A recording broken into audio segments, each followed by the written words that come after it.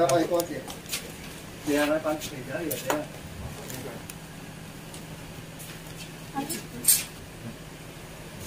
你先拿着，我等下再过。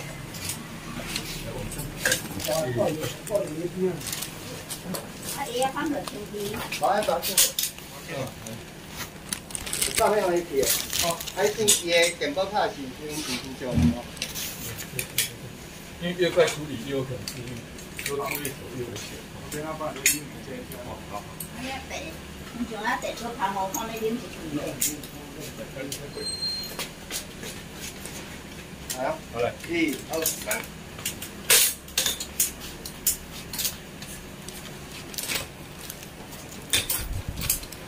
来。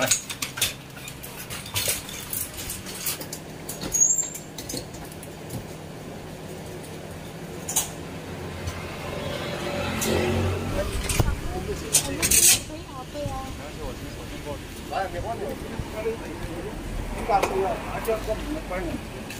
有人有准备。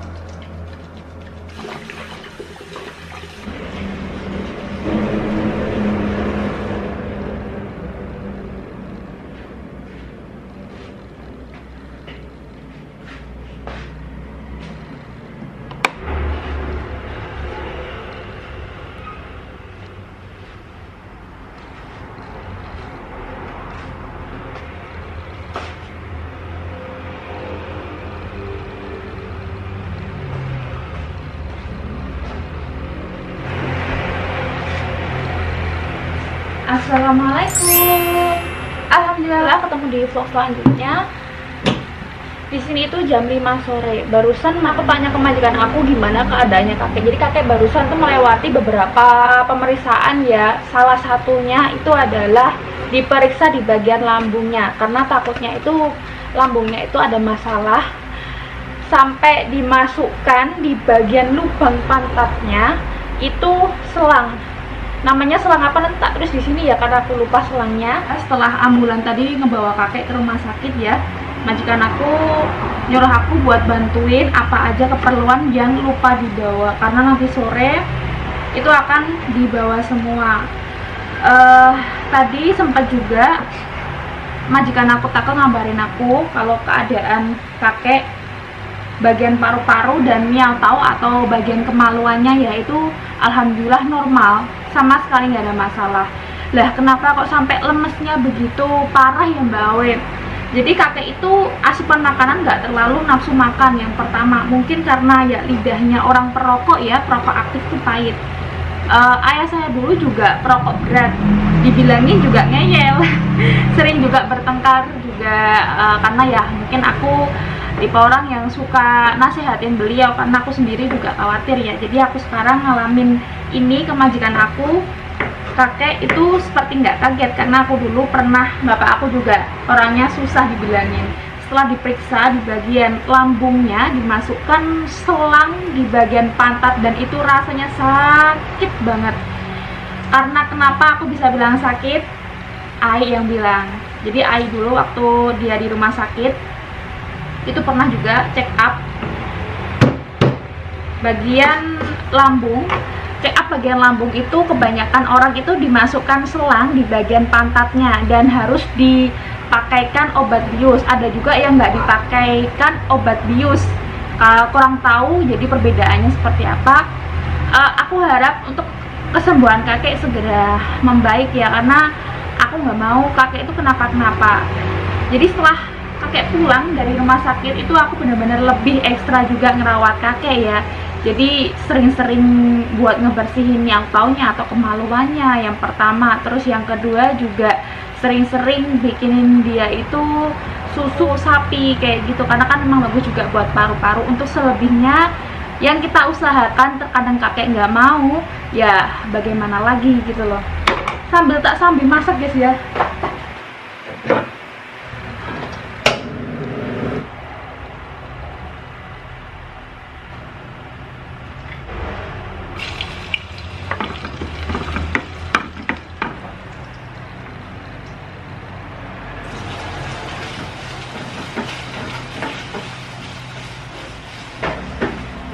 Tadi setelah kakek diperiksa ternyata ya lambungnya nggak ada masalah. Jadi permasalahan kenapa kakek itu lemas itu katanya dokter adalah kekurangan cairan tubuh. Kakek nggak mau minum air putih, dia maunya minum lica yang biasanya aku seduhkan buat dia. Jangan diseduhkan Mbak Awe. Terkadang kita maunya kayak gitu ya, dikasih minum air putih aja. Tapi kakek sendiri pun orangnya susah. Kalau kalian tahu kakek marahnya itu yang benar-benar marah, mungkin kalian yang nggak terbiasa merawat lansia ya, apalagi khususnya Akom, itu bakal kaget. Kakek tuh marahnya itu benar-benar semakin tua semakin dia ngerasain sakit, nggak nyaman dengan badannya, semakin dia itu kayak temperamental. Apalagi kakek yang tipe orangnya keras. Tapi kita yang ngerawat harus banyak sabar buat ngerawat kakek. Terus yang jagain kakek siapa Mbak Awe di rumah sakit? Jadi tadi majikan aku sempat telepon aku kalau aku nggak perlu siap-siap beberapa baju, siap-siap untuk ngerawat kakek di rumah sakit. Kenapa bukan Mbak Awe yang ngerawat? Mbak Awe takut dipukul atau ditendang lagi sama kakek? Enggak.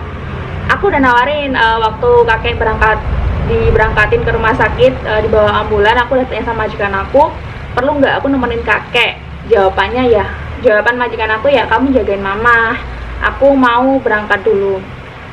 Aku mau cerita sambil kayak mewek guys, karena ingat waktu di bawah ambulan tuh aku nggak tega ngeliatin kakek gitu loh. Nah terus aku akhirnya yang ngejagain mamahnya, jagain Ayi kayak gitu. Tak tanyain kenapa, ternyata jawabannya adalah biar dia tetap bisa kerja cari uang kayak gitu guys. Jadi aku terkadang memang pilihan aku untuk ngejaga atau menerima job ini ya, yang sebenarnya job ini itu bukan job aku, tapi aku nerima job ini karena alasannya yaitu aku juga sama seperti majikan aku Take, sebagai salah satu tulang punggung untuk keluarga aku.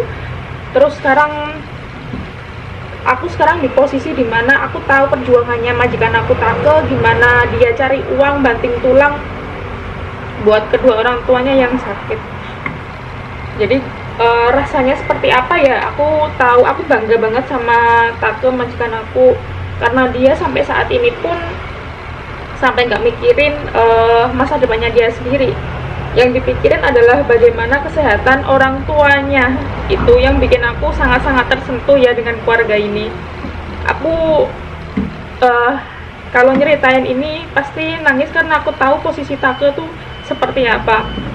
Terus majikan aku bilang kalau misal kamu ngejagain kakek di rumah sakit, itu nanti aku bakal ngejagain mama aku, dan aku nggak bisa fokus untuk kerja cari uang, berangkatnya gimana, terus pulangnya juga harus gimana, ngerawat Ai juga perlu waktu pagi, sore, sama malam buat ngerawat Ai kayak gitu.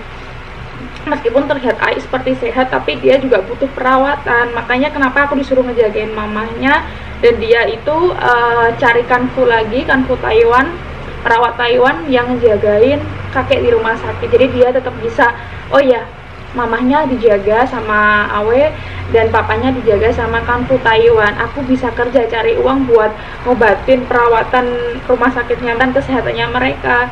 Seperti itu loh guys, mulianya keluarga ini. Jadi keras apapun kakek, gimananya itu ya, menurut aku tetap lihat kebaikan sisinya mereka. Karena ya mungkin kalau aku